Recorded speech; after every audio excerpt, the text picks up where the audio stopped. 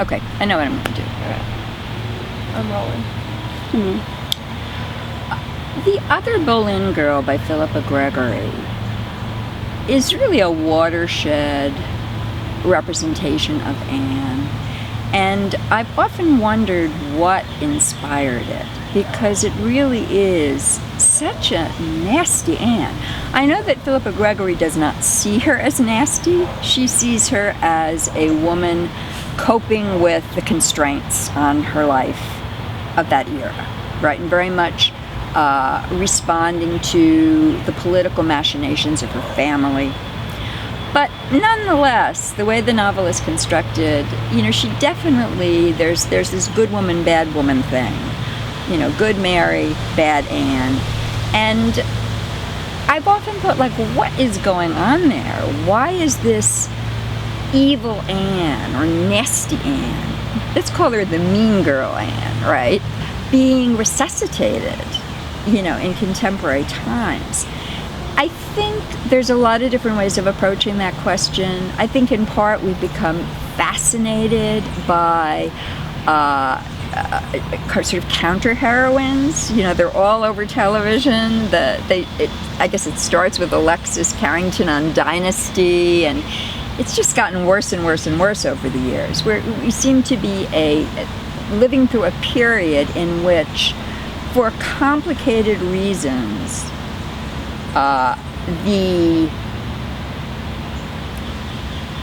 don't know even how to begin to describe her, but there's a new kind of archetype of female power, which is very different from the feminist notion of female power, for example, which involves equal pay for equal work and holding of political positions and having the same jobs as men. And it's power that is based in the traditional female vices, but now understood as virtues.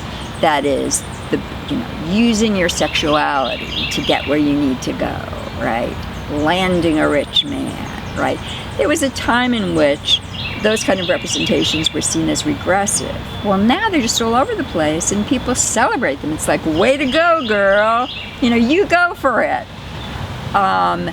Women catfighting with each other, right? You see it on reality television all the time. From The Bachelorette to The Real Housewives of Orange County to The Real Housewives of Atlanta, please, women with their nails out.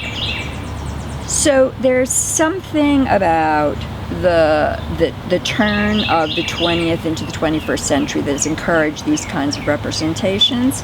And in the book, I explore it a lot more deeply. I won't go into it a lot now. But the second part of it is, I think Philippa Gregory sees herself as still responding to Victorian portraits of Anne, the romantic view of Anne, as the martyr, the mother of Elizabeth, the victimized by a powerful man, right? Yes, led into vice, for sure. The Victorians did not see Anne as sweet and pure, but she was led into vice by an even more vice-ridden monarch. And there are, if you look at romantic portraits, the Victorians were more ambivalent about Anne, because even though they saw her as having been the victim of Henry's desires, they also painted a contrast between Anne and Catherine. Catherine becomes the real saint. Catherine is sanctified. I mean, she's the noblest, purest, most heroic woman. And Anne still fails, when pitted against Catherine. But they still were a step away from the Romantics, who saw Anne as a martyr. I mean, she was simply a martyr. There are paintings that portray Anne, in her tower, the light shining on her, right, ready to be transported to heaven. There's a famous portrait of Anne saying goodbye to Elizabeth, where Elizabeth, appearing much older than she actually was when Anne was executed, is at Anne's knee, and Anne is looking tragic. There's another famous portrait of Anne, you know, with her ladies surrounding her, you know, and her face like this, and she's weeping. These very, very, what many people think of as sappy. I don't find them sappy, you know. I think that they are, in many ways, still quite moving. But they certainly did go in the direction of painting Anne as the romantic, tragic heroine. And I think that Philippa Gregory, even though she's living several centuries later, still is doing battle with that picture of Anne. Somehow she needs to prove that you can have a heroine of a novel who isn't, well, Mary is pure, sweet, and good, but you can have a character, a protagonist in a novel, who is, by her lights, not a martyr. You know, she doesn't see Anne as nasty so much as not a victim, right? And that's something that is very characteristic of the late 20th and early 21st century, is this rebellion against the idea that women are ever victims, right? That's seen as a vestige of a defunct feminism, you know, the second wave of feminism, which, you know, saw victimization, according to this view, which saw women's victimization around every corner, right? Which thought of women as, you know, prey of men. I don't particularly subscribe to this view of second wave feminism, but it is a very dominant cultural view, and against that view, even though it's a caricature, a generation has grown up that is in fierce rebellion against the idea that women are ever victims.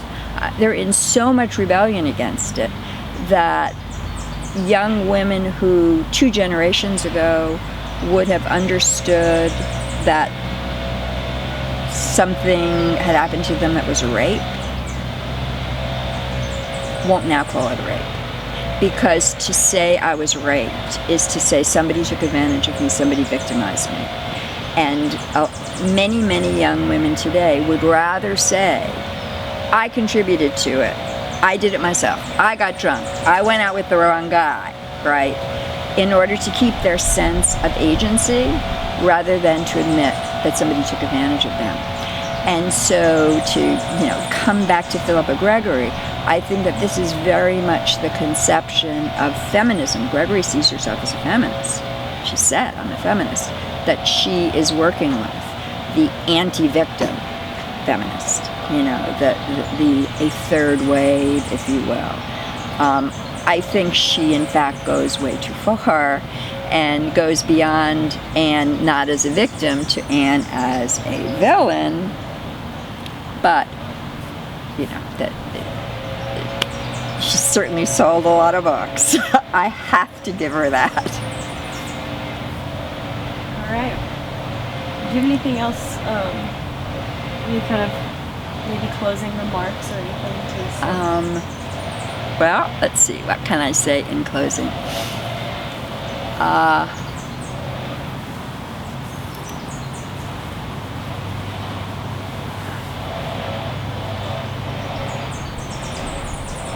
Well, you know, I don't know if they'll want me to say something about the book and when it's going to come out. Or sure, not. yeah. I mean, I could do that, and if they can use it if they want, and they can't.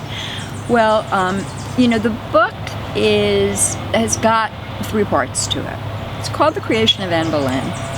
It has 3 parts. The first part, which is called Queen Interrupted, is about Anne Boleyn's life, to the extent that we know anything about it. And I tried to provide my own hypotheses about what happened at certain crucial junctures, knowing full well that, you know, I'm bringing a lot of my own perspective and imagination to it, just as every writer has done. But I think I pretty persuasively challenged some of the mythology that has grown up within historians. Second part of it is called Recipes for Anne Boleyn, and Anne Boleyn is in quotes there. And it's about the earliest representations which set out the formula of the villain, the victim, the stereotypes, the scheming temptress, all of these real iconic stereotypes. And then the third, and I traced that right from the 17th century, 18th century, 19th century. The third section is called An Anne for All Seasons, taking off on the famous Anne for All Seasons.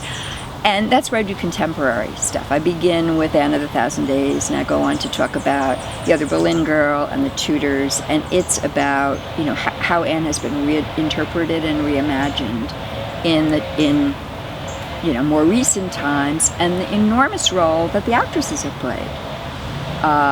The role that Geneviève Bujold has played and Natalie Dormer has played in creating Anne. And that book contains a lot of interview material with writers, actresses, actors.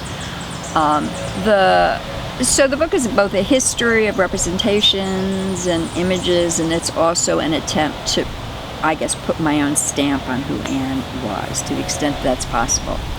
It's entering production now, and takes a while for that to happen. You got to go through page proofs and all that sort of thing. I expect it should be out early 2013. And Houghton Mifflin Harcourt, I hope that it will introduce other people to Anne. She's already got a huge following, and maybe start some more conversations with me. I doubt that I will write another book about the Tudors. I put my heart and soul into the last 6 years, and I think, I pretty much have said what I've got to say, unless, of course, they discover a cache of letters, and then I'll be in on it right away. So I don't really know what the next step is for me. Maybe back to the novel that I was writing when I got